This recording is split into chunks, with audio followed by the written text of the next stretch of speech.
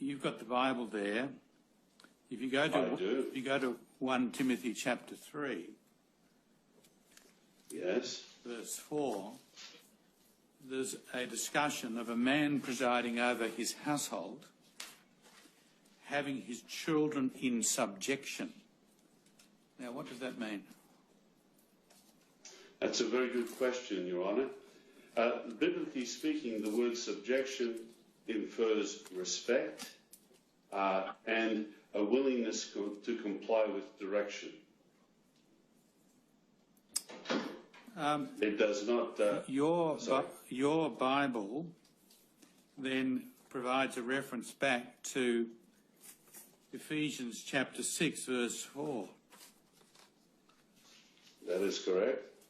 Which imposes the obligation on fathers to bring their children up in the discipline and admonition of Jehova. What's the discipline of Jehova? So, Your Honour, the original language word there, discipline, it indicates a process of teaching, educating, making a disciple. Well, from that reference in Ephesians, your Bible takes us back to Proverbs chapter 13, verse 24. Proverbs 13:24, yes. And the exact quote is, "Whoever holds back his rod hates his son." What does that mean? So, Your Honour, you'll notice there's an asterisk there on the term rod, and you see the footnote? Yeah. Discipline or punishment. So, in the application of this, the term rod is used as a symbol or a metaphor to indicate the authority to give some punishment. For example, in a modern day setting, my father could say to me, I don't go to the movies because I had broken some of the rules of the home. So it's not about inflicting corporal punishment then? It absolutely is not about inflicting corporal punishment. It would have been when first written, wouldn't it? How people applied it back then at that time, of course, is open to question. Well, what you're telling me, as I understand it, is that your religion, your church, is prepared to interpret the Bible having regard to contemporary social attitudes and standards. Is that right? Obviously, Your Honour, we need to take that into consideration, but the primary responsibility we have is to think, what does Jehovah God mean by this? And we look at other scriptures. One of the problems that many folk have when they read the Bible is they take one verse and they assume it means something out of context or not in reference to other scriptures.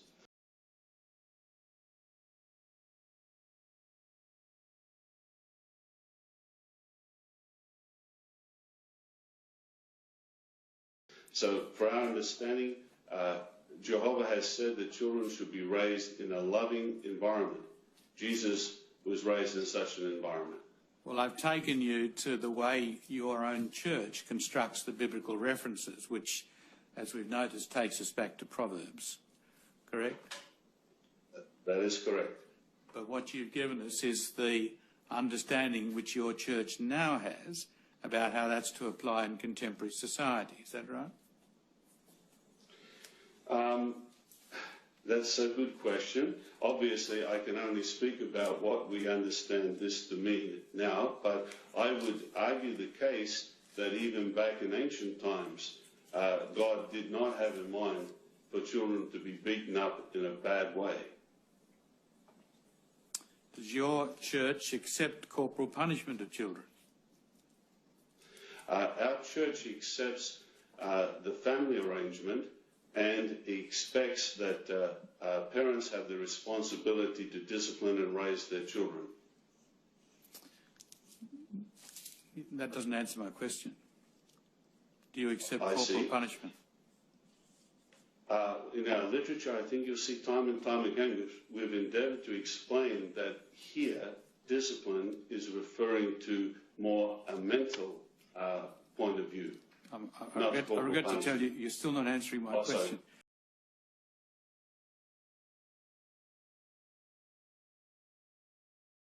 Do you accept Okay. corporal punishment? No, You don't. not personally, no. And not as an organisation. We don't encourage it.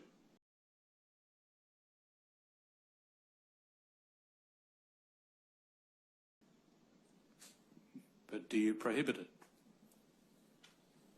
Our literature has pointed out that the true way to discipline children is by educating them, not giving corporal punishment. Your Honour, I can only tell you the spirit behind our writings.